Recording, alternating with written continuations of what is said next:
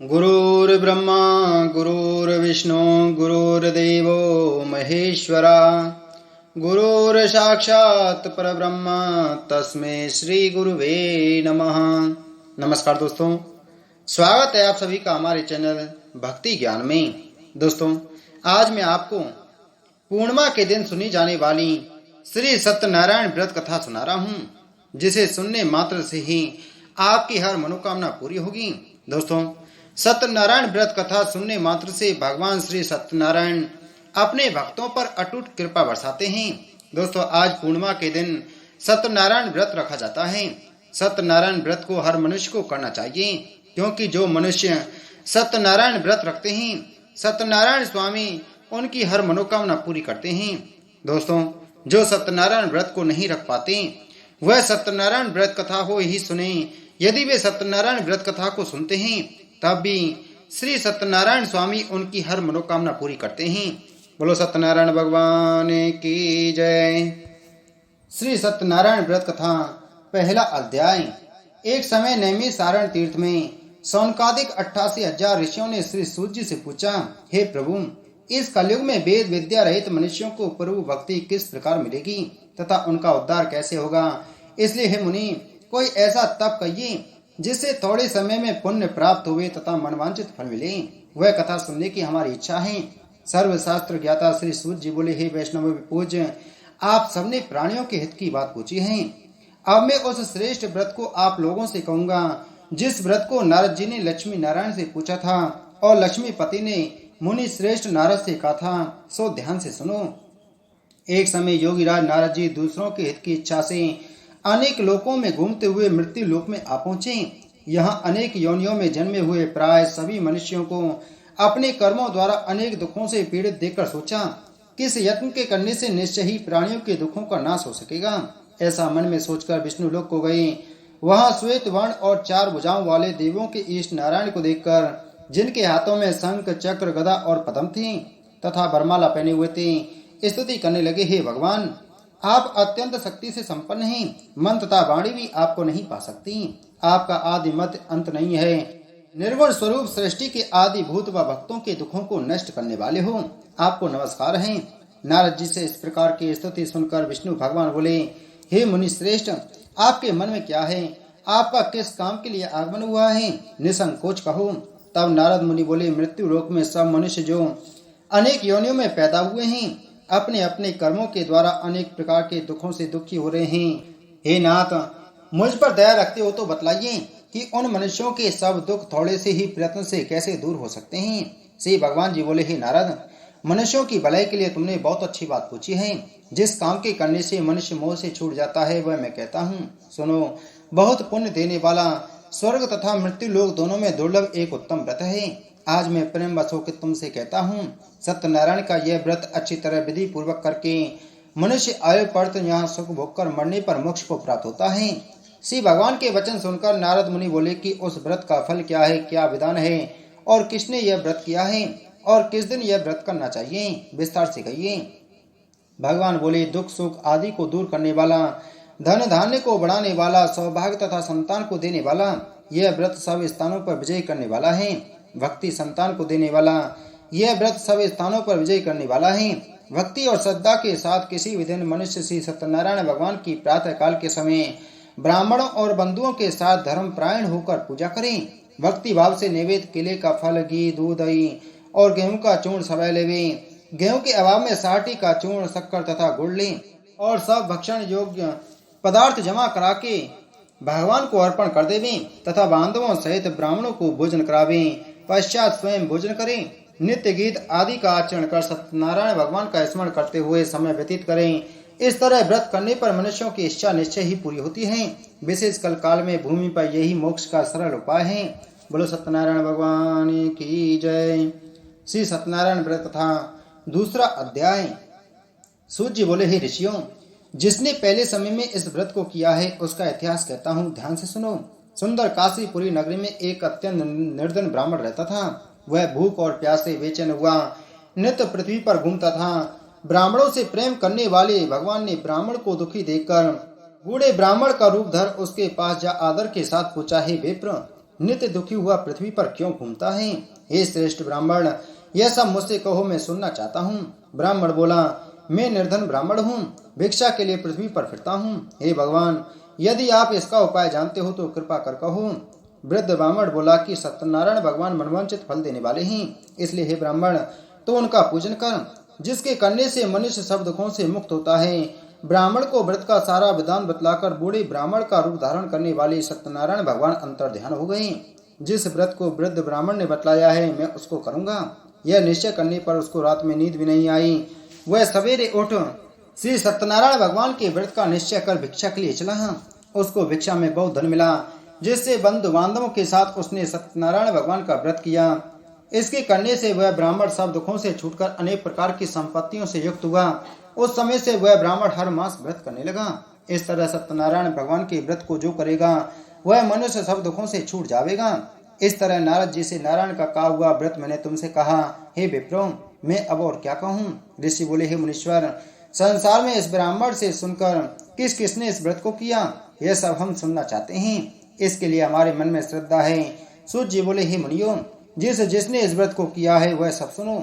एक समय एक ब्राह्मण धन और ऐश्वर्य के अनुसार बंधु बांधवों के साथ व्रत करने को तैयार हुआ। उसी समय एक लकड़ी बेचने वाला बूढ़ा आदमी आया और बाहर लकड़ियों को रखकर ब्राह्मण के मकान में गया। प्यास से दुखी लकड़ारा उनको व्रत करते देख ब्राह्मण को नमस्कार कर कहने लगा कि आप यह क्या कर रहे हैं और इसके करने से क्या फल मिलता है, कृपा करके मुझसे कहो। ब्राह्मण ने कहा, सब मनोकामनाओं को पूरा करने वाला यह सत्यनारायण का भगवान का व्रत है।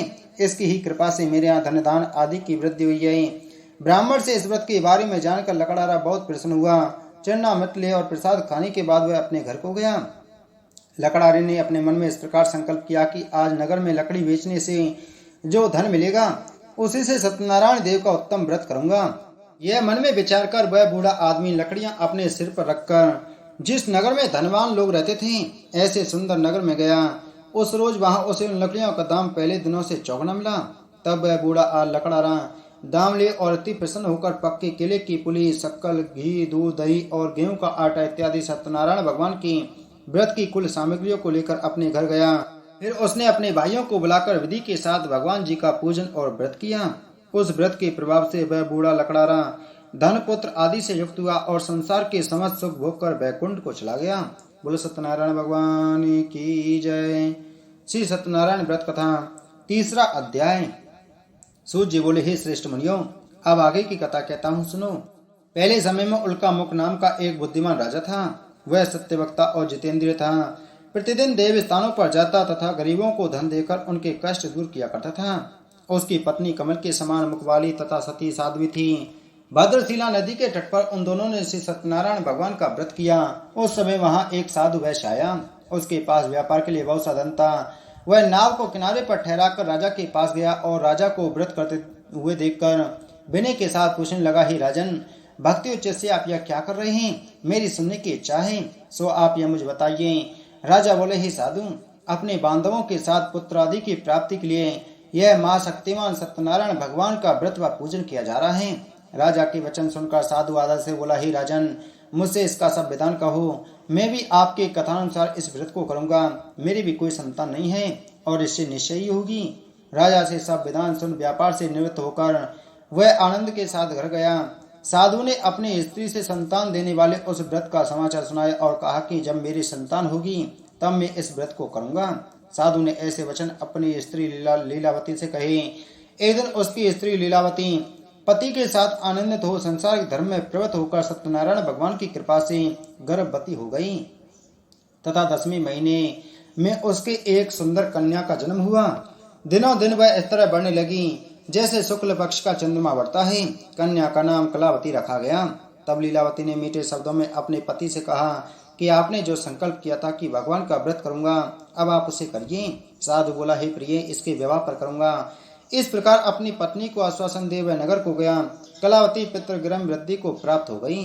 साधु ने जब नगर में सखियों के साथ अपनी पुत्री को देखा तो तुरंत दूत बुलाकर कहा कि पुत्री के वास्ते कोई स्वेग वर दिक्कत लाऊं।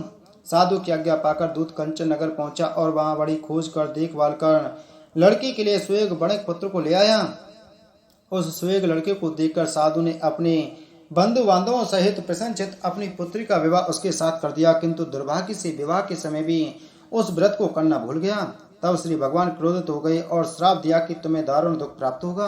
अपने कार्य में कुशल साधु बनिया जमाता सहित समुद्र के समीप स्थित रत्नपुर नगर में गया और वहां दोनों ससुर जमाई चंद्रकेतु राजा के उस नगर में व्यापार करने लगे। एक रोज भगवान सत्यनारायण की माया से प्रेरित कोई चोर राजा का धन चुराकर भागा जा रहा था, किंतु राजा के दूतों को आता देखकर चोर ने घबराकर भागते हुए राजा के धन को वहीं चुपचाप रख दिया जहां वो ससुर जमाई ठहरे हुए थे। जब दूतों ने उस साधु वैश्य के पास राजा के धन को रखा देखा तो वे दोनों को बांध कर ले गए और प्रसन्नता से दौड़ते हुए राजा के समीप जाकर बोली, यह दो चोर हम पकड़ कर लाए हैं, कृपया आज्ञा दें। तब राजा की आज्ञा से उनको कठोर कारावास में डाल दिया और उनका सब धन छीन लिया। सत्यनारायण भगवान के श्राप द्वारा उनकी पत्नी भी घर पर बहुत दुखी हुई और घर पर जो धन रखा था चोर चुरा कर ले गई। शारीरिक व मानसिक पीड़ा तथा भूख प्यास से अति दुखित हो अन्न की चिंता में कलावती एक ब्राह्मण के घर गई। वहां उसने सत्यनारायण भगवान का व्रत होते देख फिर कथा सुनी तथा प्रसाद ग्रहण कर रात को घर आई। माता ने कलावती से कहा, हे पुत्री, अब तक कहाँ रही व तेरे मन में क्या है?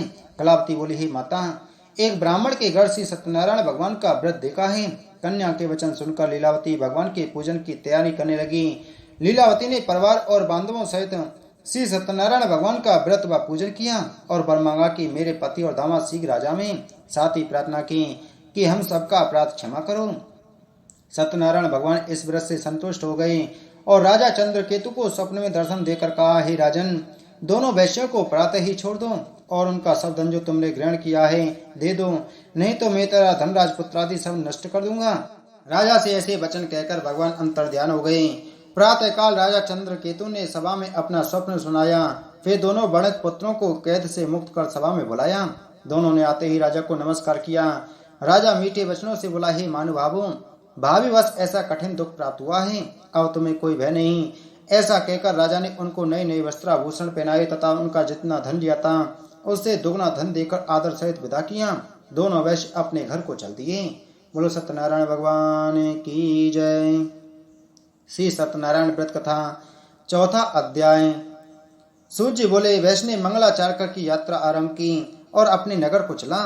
उनके थोड़ी दूर निकलने पर दंडी वेशधारी सत्यनारायण भगवान ने उनसे पूछा, हे साधु, तेरी नाव में क्या है? अभिमानी बड़क हंसता हुआ बोला, हे दंडी, आप क्यों पूछते हो? क्या धन लेने की इच्छा है? मेरी नाव में तो बेर और पत्ते भरे हैं। वैश्य का कठोर वचन सुनकर भगवान ने कहा, तुम्हारा वचन सत्य हो। दंडी ऐसा कहकर वहां से दूर चले गए और कुछ दूर जाकर समुद्र के किनारे बैठ गए। दंडी के जाने पर वैश्य ने नित्य क्रिया करने के बाद नाव को ऊंची उठी देकर अचम्मा किया और नाव में बेल पत्ते आदि देखकर मूर्छित हो जमीन पर गिर पड़ा। फिर मूर्छा खुलने पर अत्यंत शोक प्रकट करने लगा। तब उसका दामाद बोला कि आप शोक न करें, यह दंडी का श्राप है, अतः उनकी शरण में चलना चाहिए, तभी हमारी मनोकामना पूरी होगी। दामाद के वचन सुनकर साधु बड़े दंडी के पास पहुंचा और अत्यंत भक्ति भाव से नमस्कार करके बोला, हे भगवान, आपकी माया से मोहित ब्रह्मा आदि आपके रूप को नहीं जानते, तब मैं अज्ञानी कैसे जान सकता हूँ? आप प्रसन्न होइए, मैं सामर्थ्य के अनुसार आपकी पूजा करूंगा। मेरी रक्षा करो और पहले के समान नौका में धन भर दो। उसके भक्तियुत वचन सुनकर भगवान प्रसन्न हो उसकी इच्छानुसार वर देकर अंतर्ध्यान हो गए। तब उन्होंने नाव पर आकर देखा कि नाव धन से परिपूर्ण है। फिर वह भगवान सत्यनारायण का पूजन कर साथियों सहित अपने नगर को चला। जब अपने नगर के निकट पहुंचा तब दूत को घर भेजा। दूत ने साधु के घर जा उसकी स्त्री को नमस्कार कर कहने लगा कि साधु अपने दामाद सहित इस नगर के समीप आ गए हैं। ऐसा वचन सुन साधु की स्त्री ने बड़े हर्ष के साथ सतदेव का पूजन कर पुत्री से कहा, मैं अपने पति के दर्शन को जाती हूँ, तू कार्य पूर्ण कर शीघ्र आना। माता के ऐसे वचन सुनकर कलावती प्रसाद छोड़कर पति के पास गई। प्रसाद की अवज्ञा के कारण सतदेव ने रुष्ट हो उसके पति को नाव सहित पानी में डुबो दिया। कलावती अपने पति को ना देखकर रोती हुई जमीन पर गिर पड़ी। इस तरह नौका को डूबा हुआ तथा कन्या को रोता हुआ देखकर साधु दुखित हो बोला, हे प्रभु, मुझसे या मेरे परिवार से जो भूल हुई है उसे क्षमा करो। उसके दीन वचन सुनकर सतदेव प्रसन्न हो गए और आकाशवाणी हुई, हे साधु, तेरी कन्या मेरे प्रसाद को छोड़कर आई है, इसलिए उसका पति अदृश्य हुआ है। यदि वह घर जाकर प्रसाद खाकर लौटे तो इसे पति अवश्य मिलेगा। ऐसी आकाशवाणी सुनकर कलावती ने घर पहुंचकर प्रसाद खाया, फिर आकर पति के दर्शन किए। तत्पश्चात साधु ने बंधु बांधवों सहित सतदेव का विधि पूर्वक पूजन किया। उस दिन से वह प्रत्येक पूर्णिमा को सत्यनारायण भगवान का पूजन एवं कथा करने लगा। फिर इस लोक का सुख भोग कर अंत में स्वर्ग लोक को चला गया। बोलो सत्यनारायण भगवान की जय। श्री सत्यनारायण व्रत कथा 5वां अध्याय। सूत जी बोले, हे ऋषियों, मैं और भी कथा कहता हूँ, सुनो। प्रजा पालन में लीन त्वगमध्वज नाम का एक राजा था। उसने भी भगवान का प्रसाद त्याग कर बहुत दुख पाया। एक समय वन में जाकर वन्य पशुओं को मारकर बढ़ के नीचे आया। वहां उसने ग्वालों को भक्ति भाव से बांधवों सहित सत्यनारायण जी का पूजन करते देखा। राजा देखकर भी अवमानवश वहां नहीं गया और न ही नमस्कार किया। जब ग्वालों ने भगवान का प्रसाद उसके सामने रखा तो वह प्रसाद को त्याग कर अपनी सुंदर नगरी को चला। वहीं उसने अपना सब कुछ नष्ट पाया तो वह जान गया कि यह सब भगवान ने किया है। तब वह विश्वास कर ग्वालों के समीप गया और विधि पूर्वक पूजन कर प्रसाद खाया तो सददेव की कृपा से पहले जैसा था वैसा ही हो गया। फिर दीर्घ काल तक सुख भोग कर मरने पर स्वर्ग लोक को चला गया। जो मनुष्य इस परम दुर्लभ व्रत को करेगा, भगवान की कृपा से उसे धन धान्य की प्राप्ति होती है तथा सब मनोरथ पूर्ण होकर अंत में वैकुंठ धाम को जाता है। जिन्होंने पहले इस व्रत को किया, अब उनके दूसरे जन्म की कथा कहता हूँ। व्रत शतानंद ब्राह्मण ने सुदामा का जन्म लेकर मोक्ष को पाया। उल्कामुख नाम का राजा दशरथ होकर वैकुंठ को प्राप्त हुआ। साधु नाम के वैश्य ने मूलध्वज बनकर अपने पुत्र को आरे से चीरकर मोक्ष को प्राप्त किया। महाराज तुगंध्वज ने स्वयंभू होकर भगवान से भक्ति उत्कर्म कर मोक्ष को प्राप्त किया। इति श्री सत्यनारायण व्रत कथा संपूर्णम। बोलिए सत्यनारायण भगवान की जय।